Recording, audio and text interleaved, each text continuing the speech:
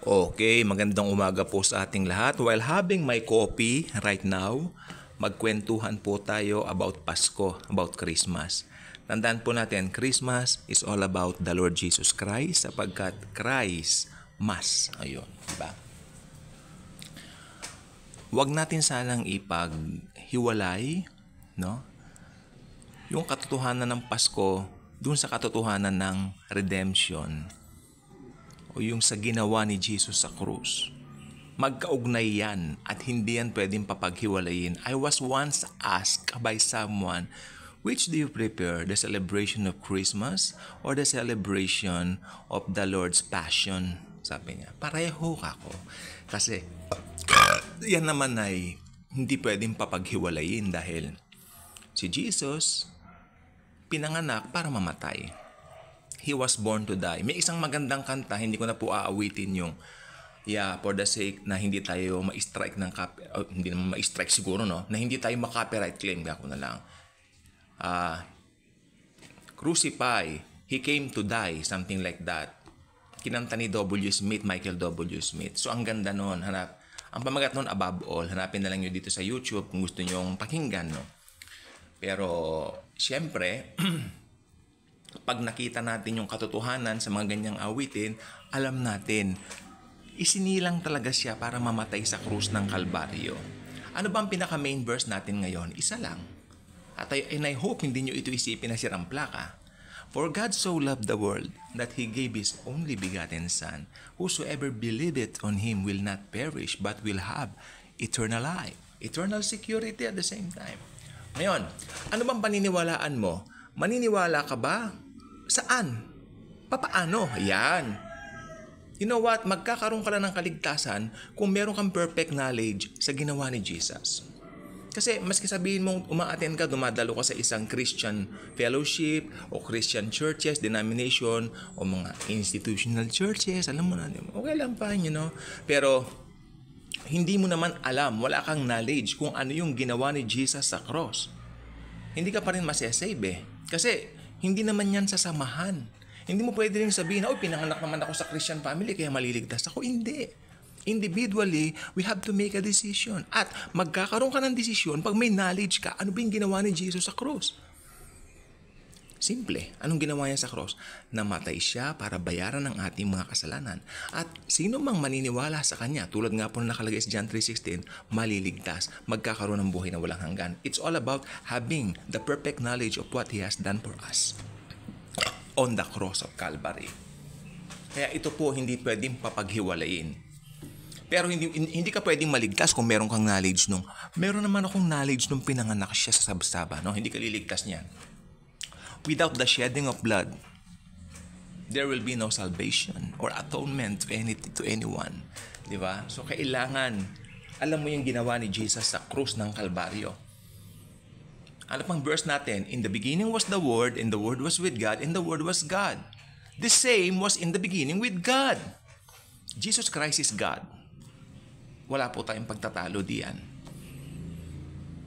Verse 14, tumalon tayo. And the Word became flesh and dwelt among us. Ngayon, meron naman akong knowledge na si Jesus ay Diyos, na si Jesus ay God. Maliligtas na ba ako? Hindi pa rin. Hindi pa rin. Ang kaligtasan natin, yung perfect knowledge mo, ito yung perfect knowledge.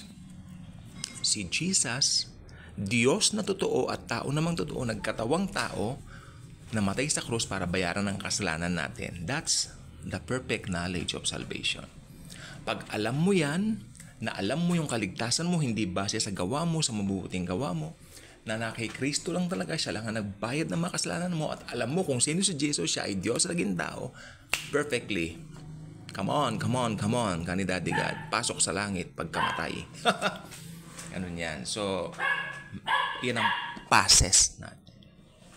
Diba? So, hindi natin pwedeng paghiwalayin ng Pasko sa passion o yung ginawa ni Jesus sa cross. Pero ang magliligtas sa atin, yung ginawa niya sa cross. Connected lang po talaga yan. So, ang Kapaskuhan, nakakalungkot minsan, it's all about material things. It's all about gifts, yung pwedeng ma-receive. Ako ang kinalulungkot ko lang po ngayon magpapasko, wala na po yung simoy Pasko. Ang init na po ng panahon. Parang hindi Pasko eh, parang mahal na araw eh, ano po. Samantala dati pag Pasko na naman natin talaga yung malamig ang panahon, feel natin umatin ng mga Christmas party kasi paglabas mo, alam mo, magja-jacket ka, no? Maginaw na magsisweater ka, di ba? Tapos mamamasyal ka sa maski dumaan ka lang dyan sa may Luneta, ganun ba? Feel mo maginaw, maraming mga tao dyan. Ngayon, nag-iba na, ang dami na pong nagbago. I mean,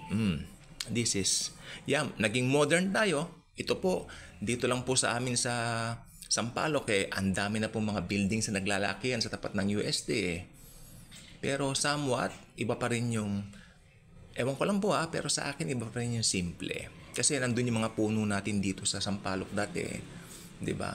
So, ewan ko, for me, iba pa rin ang nature. Si Lord kasi ang nagligay niyan.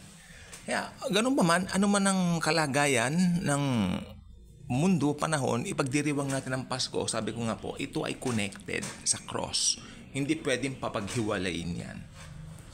You cannot, parang magkahiwalay na event. No. Magka-connect yan. Pero, yung ginawa, ulitin ko, yung ginawa ni Jesus sa cross, yan ang magbibigay ng salvation.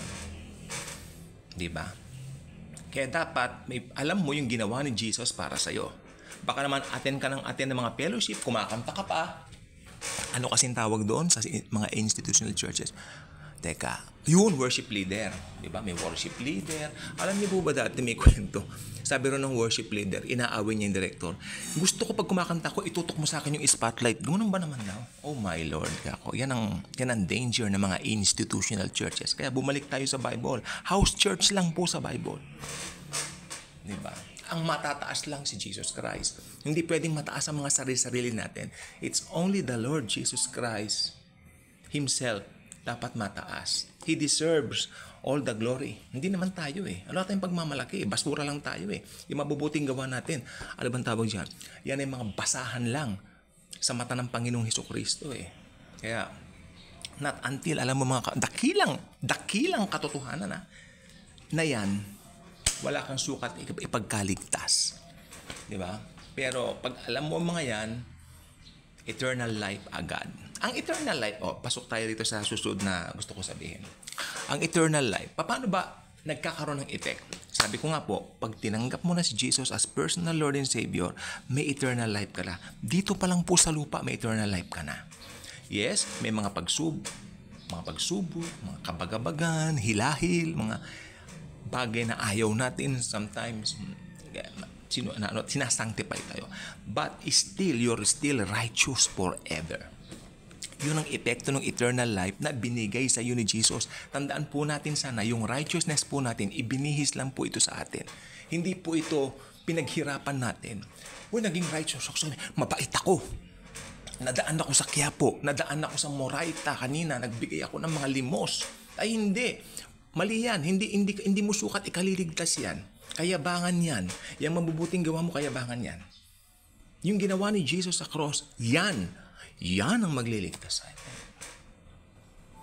Conscious ka na, kahit hindi ako karapat-dapat, tinanggap ako ng God the Father to the Lord Jesus Christ finished work on the cross 2,000 years ago. Diba? I am nothing, but now I have everything because I have accepted Jesus Christ as my Lord and Savior. Perfectly, you are saved. You have eternal life. Dito pa lang sa lupa, in effect, nang tanggapin mo si Jesus Christ, ayan ang eternal life. Hindi na mawawala ang kaligtasan? Hindi na po mawawala ang kaligtasan. Yung mga nagtuturo ng nawawala ang kaligtasan, wala silang firm foundation ng pag-ibig ng Diyos sa mga buhay nila. Pinagdududahan nila ang love of God sa mga buhay-buhay nila. No? So, hindi maganda yan. Huwag kayong ituon ninyo sa mga grace preacher na tulad nito, ang inyong mga pandinig at mga videos na pinapanood. Dito makikinabang kayo sapagkat dito ililip lang ang Panginoong Hesukristo. Kaya kung hindi ka pa nakasubscribe dito sa channel na ito, ikaw naman ay aking. Kayo po, rather, malugod kong inaanyayahan. Yung notification bell po sa baba, yung pula po sa baba, subscribe. Pakiclick po yan, tapos may notification bell dyan, click nyo rin. Ang YouTube na mismo ang magre-remind sa inyo kung may mga bago tayong videos na gaya nito. Mahalaga rin pong i-share ninyo ang mga video nito sapagkat napaka-importante na mga mensahe dito. It's all about the gospel of the Lord Jesus Christ. Wala tayong ginawa pero iniligtas tayo. Thank you, and Jesus truly loves us all.